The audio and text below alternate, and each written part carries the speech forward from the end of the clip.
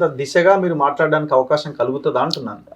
అది మీకు ఒక పదవి అనేది ఒక అడ్డంకి మధ్యలో కనబడుతున్నది కదా. గవర్నమెంట్ లో ఉన్నామన్న ఒకటి అడ్డంకిగా ఉంటది కదా. రాబోయే 5 అంటే సంవత్సరాలు 6 ఇప్పుడు సంవత్సరాలు. ఎమ్మెల్సీ అవుతున్నామే తప్ప గాని ప్రభుత్వం అంటే ఇంకా తర్వాత ఏమన్నా బాధ్యతలు తీసుకుంటే అప్పుడు ప్రభుత్వంలోకి పోతాం. ఓకే. పోతే ఏం చేస్తామనేది అప్పుడు తర్వాత ప్రశ్న కదా. అప్పటిదాకానైతే ఆ ప్రశ్న నిరంతరము నాకు కూడా అందరూ వేస్తూనే ఉంటారు కదా. కాబట్టి అది పోయినంత మాత్రాన అన్నీ వదులుకుంటామని కూడా ఏం కాదు కదా.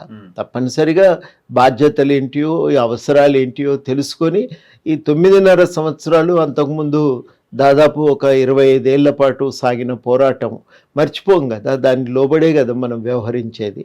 ఆ బాధ్యతగా వ్యవహరించినంత కాలం ఇబ్బంది ఏం లేదు. అట్లా బాధ్యతగా వ్యవహరించడానికి కొంత అవకాశం ఉంటుందని నేను గట్టిగా నమ్ముతున్నాను. సో ఇప్పుడు ఒక విధానపరమైన నిర్ణయం ఏది అవుట్కమ్ కనబడట్లేదు అన్నది ఒక చర్చ ఉన్నది. అంటే సరే బస్సులలో ఆడవాళ్ళని ఎక్కించేది కావచ్చు, ఈ 6 గ్యారంటీస్లో కొన్ని అమలు ఇవన్నీ ఒక వైపున ఉన్నప్పటికీ ఒక నిర్ణయం ఇది తీసుకున్నారు, దీనివల్ల భవిష్యత్తులో తెలంగాణకు ఉపయోగకరంగా ఉంటుందన్న ఒక నిర్ణయం విధానం అంటూ తెలియట్లేదు అన్నది ఒక విమర్శ గట్టిగా వినబడుతున్నది. ఇప్పుడు నేను మళ్ళీ అదే చెప్తున్నా, 3 నెలల్లో అన్నీ వస్తాయి అని అనుకోవటానికి లేదు. ఈలోగా ఎన్నికల కోడ్ ప్రకటన రావటం అది కూడా ఒక ఆటంకంగా ఇవాళ మారిపోయింది. అదాన్ని నువ్వు పక్కన పెడితే కాసేపు ఇవాళ చాలా కీలకమైందంటే ప్రభుత్వం చాలా విషయాలపైన సమాచారాన్ని ప్రజలకు ఇచ్చింది. ఇరిగేషన్ మీద సమాచారం ప్రజల ముందు పెట్టింది. రాష్ట్ర ఆర్థిక పరిస్థితుల మీద సమాచారం ప్రజలకు ఇచ్చింది. అదేవిధంగా విద్యుత్ రంగ పరిస్థితులు స్థితిగతుల మీద కూడా సమగ్రమైన సమాచారాన్ని వైట్ పేపర్ రూపంలో ప్రజలకైతే అందజేశారు. ఒక అంచనా వేసుకోవటానికి వాస్తవ పరిస్థితులను తెలుసుకోవటానికి కావలసినంత సమాచారం ఇదివరకు ఎన్నడూ దొరకలేదు, మొట్టమొదటిసారి దొరికింది. కాళేశ్వరం ప్రాజెక్టు మీద అటు క్యాగ్ నివేదిక వచ్చింది. ప్రభుత్వం కూడా తాను వాస్తవాలను వెలుగులోకి తేవటానికి అటు టెక్నికల్గా డ్యామ్ సేఫ్టీ అథారిటీ వాళ్ళని కూడా అడిగినరు, వాళ్ళ టెక్నికల్ సహాయం అడిగినరు. ఇటు ఒక జ్యుడిషియల్ ఎంక్వైరీని కూడా వేయటం జరిగింది. వాస్తవాలను వెలుగులోకి తెచ్చే ప్రయత్నం అయితే జరుగుతున్నది కదా. ఇట్లా చాలా సమస్యల మీద పరిష్కారానికి ఒక ప్రయత్నం జరుగుతున్నది. విద్యారంగం ఉంది, ఒక కమిషన్ వేసి విద్యారంగంలో ఉన్న సంస్కరణలకు ఏం చేయాలనే దాని మీద ఒక ఆలోచన చేయాలని నిర్ణయానికి వచ్చిండ్రు. ఆ ప్రయత్నం ఒకటి జరుగుతున్నది. వాళ్ళున్న తక్షణం ఒక ఇబ్బంది గవర్నమెంట్కి కూడా ఏమొస్తున్నదంటే డబ్బులు లేవు.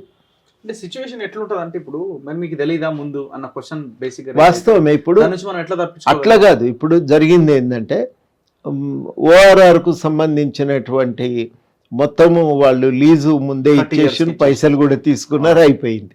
ఇప్పుడు ఈ 30 ఏళ్ల పాటు దాన్ని నువ్వు సంస్కరించి ఆదాయాన్ని తెచ్చుకోవటానికి అవకాశం లేదు.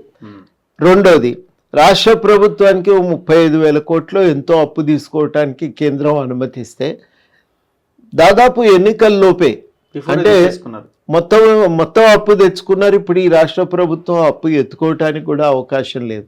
అందుకని ఏది జరిగినా మార్చి దాటి ఏప్రిల్లోకి అడుగు పెడితే తప్ప మళ్ళా ఒక ప్రయత్నం, కొత్త ప్రయత్నానికి మనం కావలసిన నిధులు సమకూర్చుకోవటం సాధ్యం కాదు. ఈలోగా ప్రభుత్వం ఇచ్చినటువంటి హామీల అమలు కోసం వాళ్ళు ప్రణాళికలు వేసుకున్నారు, దాన్ని అమలు కోసం వాళ్ళు నిర్ణయాలు చేసిండ్రు, అమల్లోకి తీసుకొచ్చిండ్రు. ఆ అమల్లోకి తీసుకురావటం కూడా అది కూడా ఒక కీలకమైనటువంటి ప్రయాణమే అది కూడా. కాబట్టి ఇవన్నీ కూడా జరిగినాయి కదా, ఏం జరగకుండా కూడా ఉండలే. సమాచారాన్ని వెలుగులోకి తీసుకొచ్చి ప్రజల ముందు పెట్టిండ్రు. ఎక్కడెక్కడ చాలా తీవ్రమైన తప్పులు జరిగినాయో అక్కడ కేసులు పెట్టిండ్రు.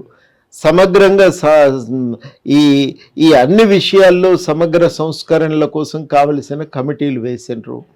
ఇంతవరకు అయితే ఒక మంచి ప్రయత్నం అయితే జరిగింది. ఇది ఇక్కడి నుంచి ఇంకా అడుగు ముందుకు పోవాలనేది అందరం కూడా కోరుకుంటున్నాం. ఇంకో అడుగు ముందుకు వేయటానికి ఇది ప్రాతిపదిక అవుతుందని చెప్పి నేను నమ్ముతా ఉన్నా. ప్రాతిపదికగా ఉండటానికే ఈ ప్రయత్నాలన్నీ కూడా జరిగినాయి అనేది మనకు తెలుస్తూనే ఉన్నాయి.